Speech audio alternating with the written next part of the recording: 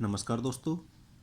इससे पहली वीडियो में हमने पढ़ा था जल प्रदूषण के बारे में कि जल प्रदूषण क्या है, कितने तरह के होते हैं, कैसे बहता है, कैसे बनता है और इसके क्या क्या हानियाँ होती हैं। आज हम पढ़ेंगे वायु प्रदूषण के बारे में कि वायु प्रदूषण क्या है।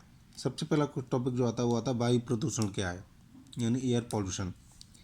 तो वायु प्रदूषण के बारे में पढ़ने से पहले देखते हैं हम वायु प्रदूषण क्या है। शुरुआत हमारी यहीं से होगी।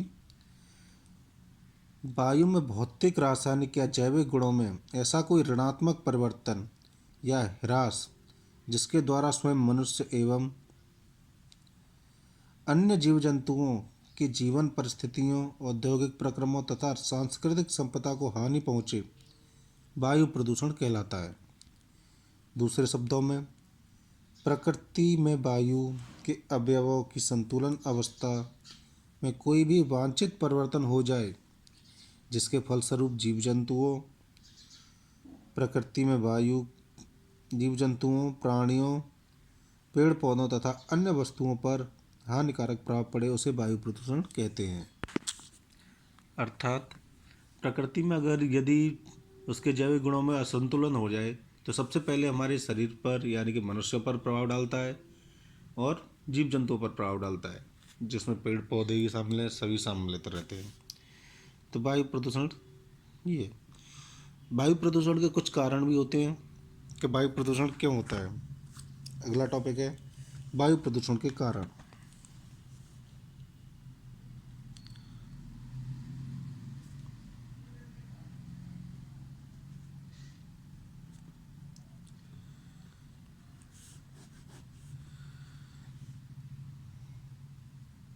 वायु प्रदूषण मुख्य रूप से 6 भागों में बांटते हैं कि वायु प्रदूषण के जो मुख्य कारण है वो 6 हैं।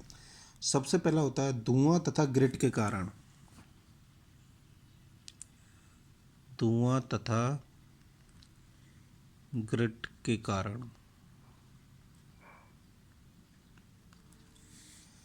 दूसरा आता है कृषि कार्यों के कारण।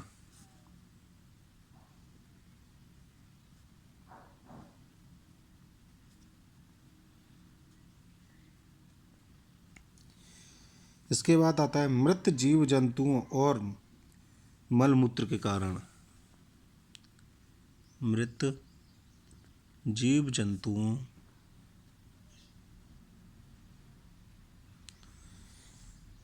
और मलमूत्र के कारण।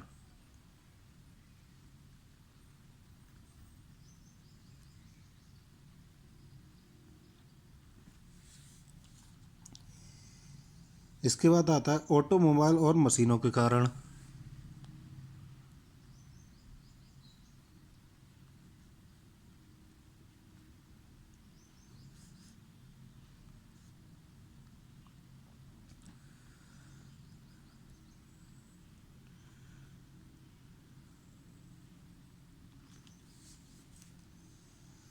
धुआं के कारण या धूल के कारण।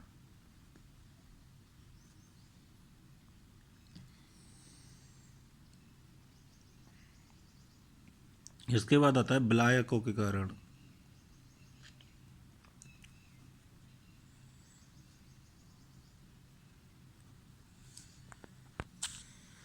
तो आप सभी ने देखा कि वायु प्रदूषण किन किन कारणों से होता है।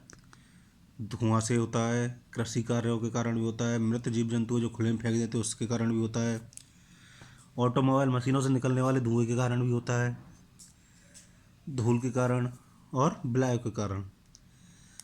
इससे बात देखते हैं कि वायु प्रदूषण कितने प्रकार के होते हैं, यानी वायु प्रदूषकों के प्रकार।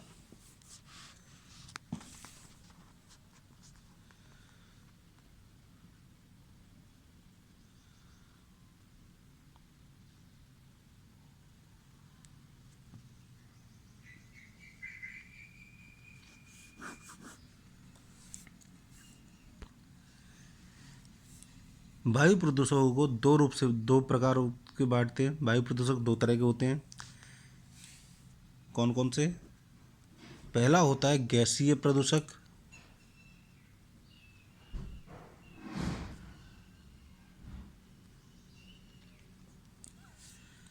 और दूसरा होता है विभक्त प्रदूषक।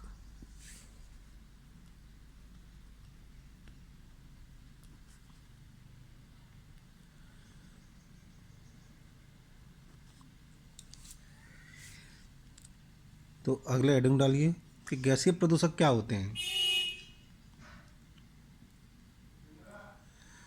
गैसीय प्रदूषक वायु में मिश्रित ऐसे प्रदूषक जो गैसीय अवस्था में होते हैं तथा नीचे नहीं बैठते, उन्हें गैसीय प्रदूषक कहते हैं।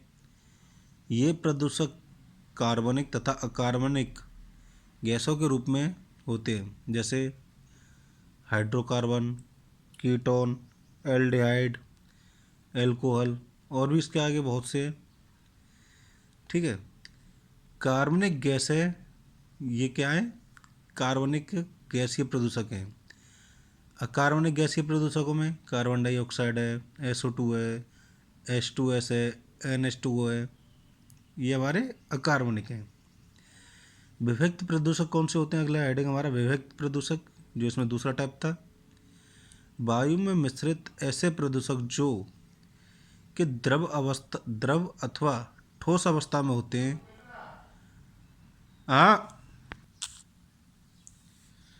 दोबारा से देखते हैं। विभक्त प्रदूषक वायु में मिश्रित ऐसे प्रदूषक जो कि द्रव अवस्था में होते हैं और उन्हें कुछ समय बाद पृथ्वी की सतह पर आ जाते हैं, उन्हें विभक्त प्रदूषक कहते हैं।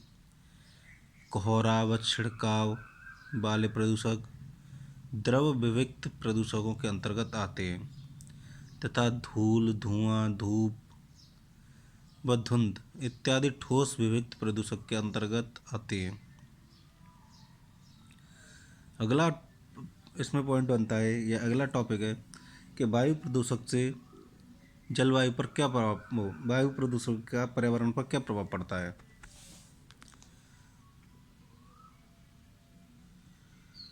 वायु प्रदूषकों का पर्यावरण पर प्रभाव।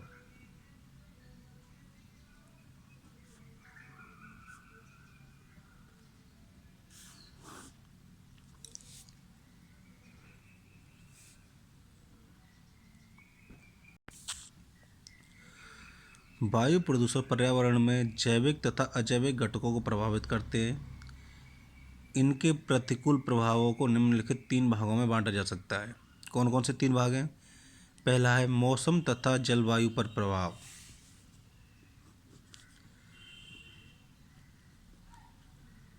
मौसम तथा जलवायु पर प्रभाव। मौसम का जलवायु पर प्रभाव कैसे पड़ता है? वायु प्रदूषक मौसम तथा जलवायु को निम्नलिखित प्रकार से विभक्त करते हैं। पहला, उत्सर्जित क्लोरोफ्लोरोकार्बन तथा सुपर जेट विमानों में अवमुक्त NO2 के कारण धरातल पर सूर्य की पराबैंगनी किरणें की अधिक मात्रा की प्राप्ति से क्षोभ मंडल व धरातल के तापमान में वृद्धि होने के कारण हिम नदों में जमी बर्फ का पिघलना।